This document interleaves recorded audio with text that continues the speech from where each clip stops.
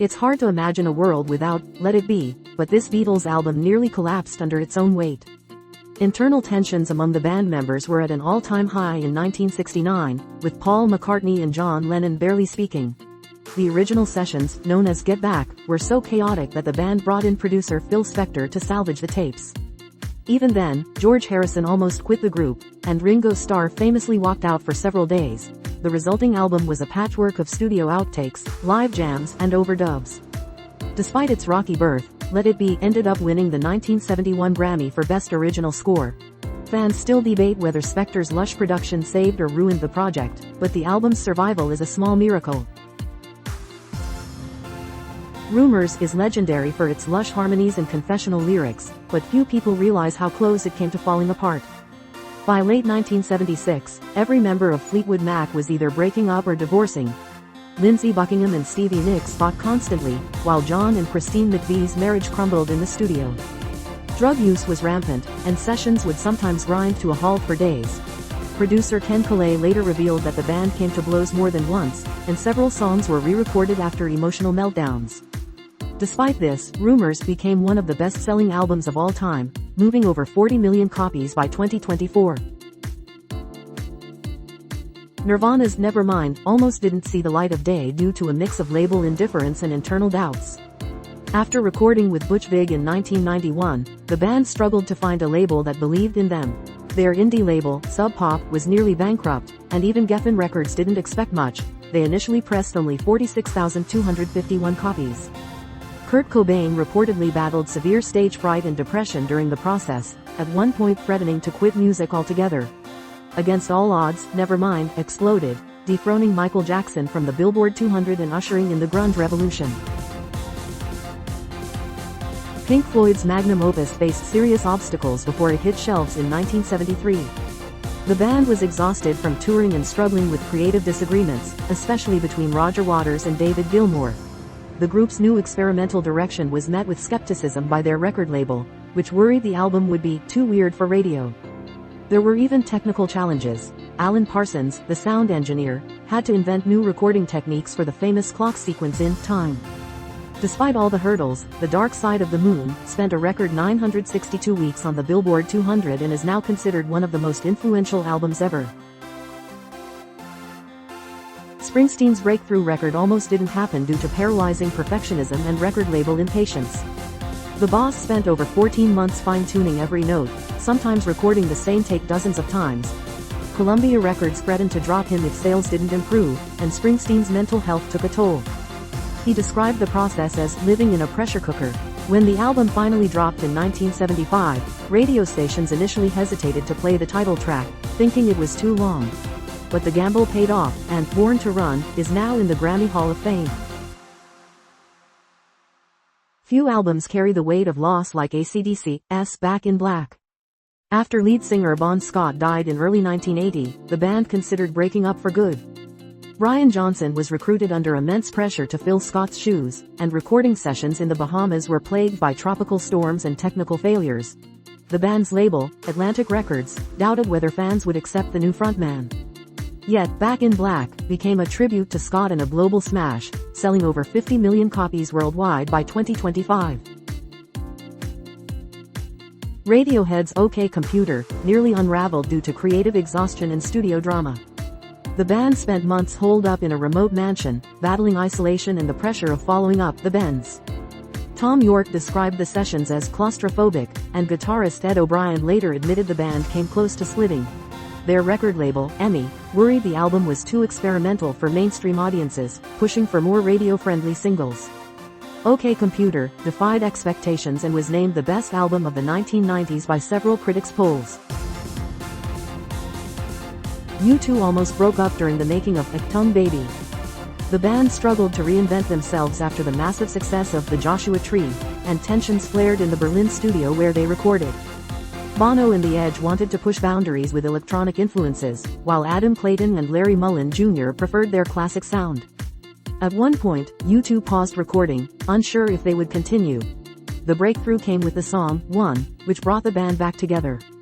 Achtung Baby was released in 1991 to critical acclaim and helped U2 stay relevant in the changing music landscape.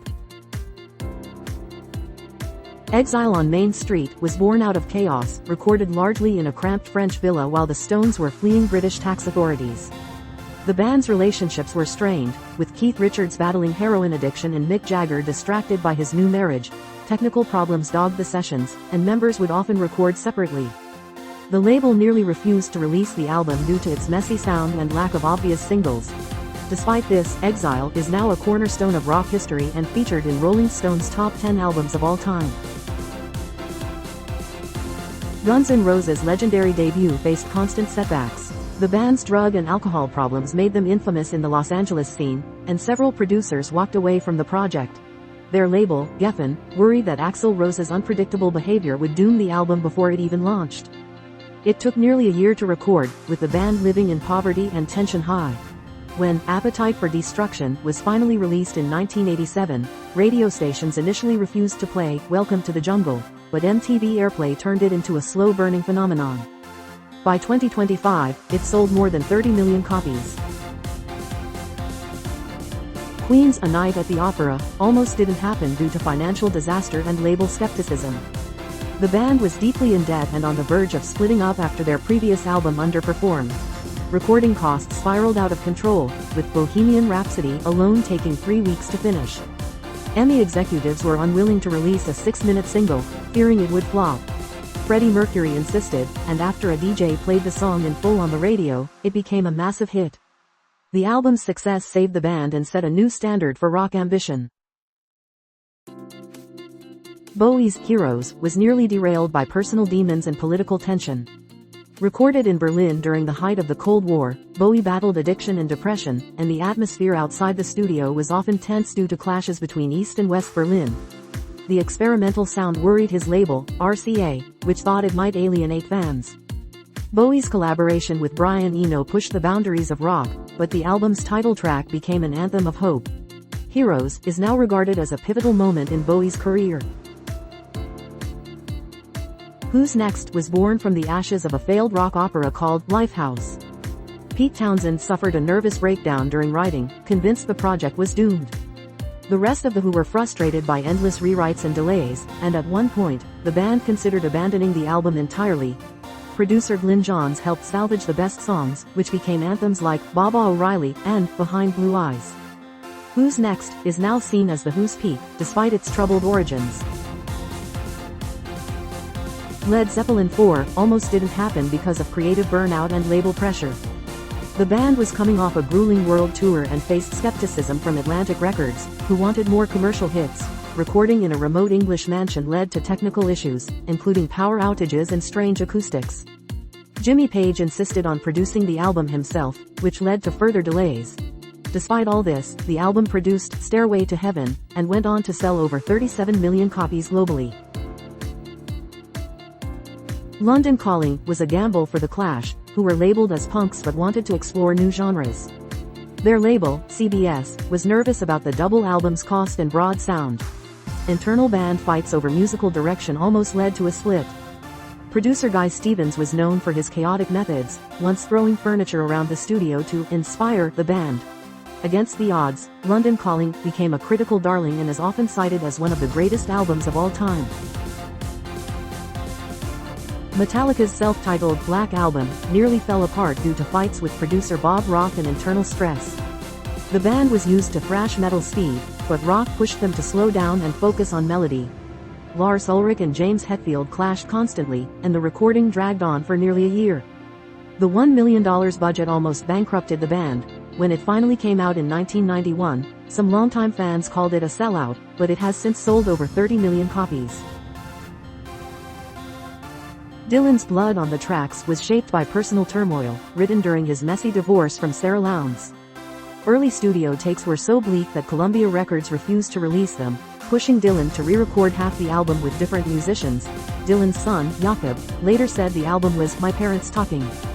Despite the pain and drama, Blood on the Tracks is now seen as Dylan's most emotionally raw work, regularly topping critic polls. REM considered calling it quits before Automatic for the People. The band was exhausted after years of touring, and Michael Stipe struggled with writer's block. The album's somber tone worried Warner Brothers, which expected something more upbeat after Out of Time. Recording was slow, with members working separately to avoid burnout. But songs like Everybody Hurts connected with millions, and the album went quadruple platinum in the US. Pearl almost didn't happen because of Joplin's tragic death. She died of a heroin overdose in October 1970, leaving several tracks unfinished.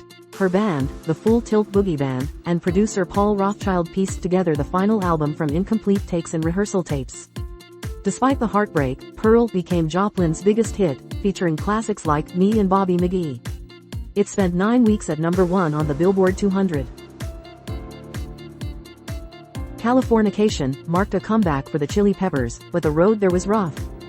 Guitarist John Frusciante rejoined after years battling addiction, and the band struggled to find a new sound. Warner Brothers was unsure the band could recover after the flop of One Hot Minute. Recording was tense, with frequent relapses and creative disagreements. Yet, Californication turned into the band's biggest success, selling over 15 million copies and revitalizing their career.